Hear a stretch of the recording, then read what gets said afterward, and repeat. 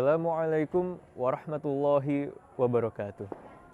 Bismillah, walhamdulillah, wassalatu wassalamu ala rasulillah, wa ala alihi wa sahbihi, wa man tabi'a hudahu, amma ba'du. Good evening, brothers and sisters. I hope we are all doing well. Wherever you are, maybe you're in your bedroom, lying down and watching this video, or maybe you're traveling right now and making time to watch this video. Whatever the case, I hope that we all get blessed by Allah subhanahu wa ta'ala. And in this lovely occasion, I want to share a little something that is hopefully relevant to all of us. And today, I chose the topic studying. And I'm going to take a bit of a different approach on my talk tonight, because I'm sure that all of you already know how we Muslims should study, how vigorous we should be in gaining knowledge. But tonight, I want to take a little different, a different approach. And to get my point across easier, I want to share with you a little story of my own experience. So in junior high school, I had a friend. Let's call him Fulan. And Fulan was a really diligent student. He would always sit in front of class, get good grades, and everything that you would imagine a good student would be. And one day, there was a natural science test. And I remember that he got a 39 out of 40, which is a 97.5, which is really good, which is obviously really good. Now, the thing is, everybody else got a score under 75 and around 80, and he was in the top of his grade, basically. And since everybody else didn't do so well, the teacher actually had to make a retest. Now, there were some people that were exempted from the retest. Fulan was exempted, but it was an optional exemption, because if Fulan wanted to take the retest, he could get a 97.5 to a 100. But who in the right mind would take the 2-hour test again when you already have a 97.5? But, well, interestingly, my friend Fulan here did take the test, which was weird, but no problem. Studying is an act of worship, and so long as he had the right intentions, he would get rewarded for it, right? And so he did take the test again. And years later, like after we've graduated junior high school, I talked to him again, and I bring this topic up to him.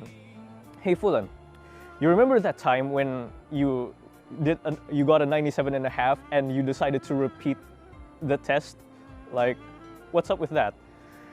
And like, you must have a good mastery of that subject, right? Because you got a 97.5 and you decided to study again to get that 100. And interestingly, he told me this. Well, actually, no.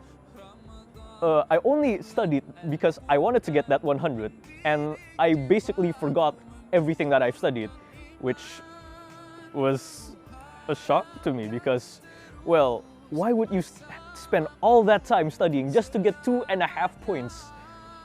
Like 2.5 points, that is so minuscule compared to the time that you allocated.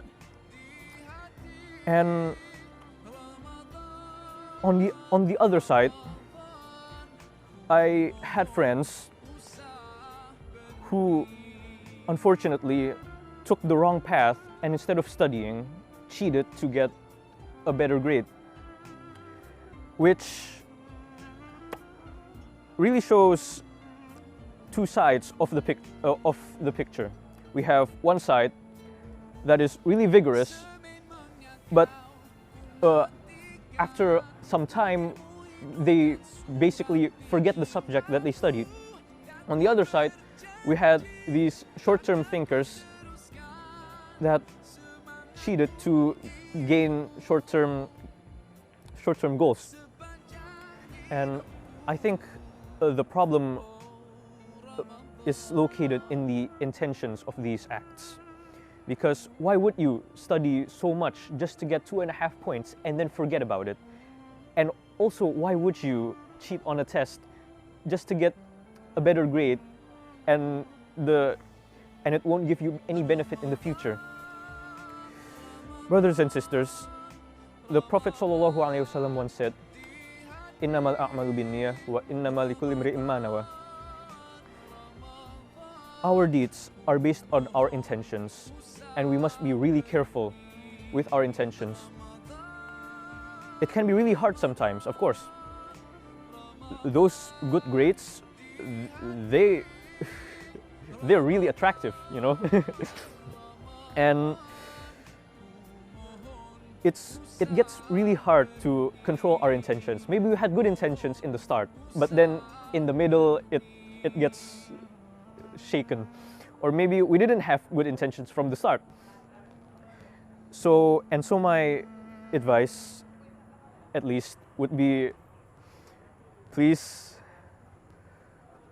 let us fix our intentions wherever we are right now. Maybe we had good intentions in the start, but maybe our intentions have been shaken and we need to renew them. This applies to everything, actually, from salat, from studying, and basically every good deed imaginable. Brothers and sisters, I think that's all I have to say in this lovely occasion. I hope that what I said will be remembered by you. Maybe for the next night, maybe for the second night, probably the third night we'll forget, but hopefully it will have an impact, even though it's short term. Thanks for listening. Wassalamualaikum warahmatullahi wabarakatuh.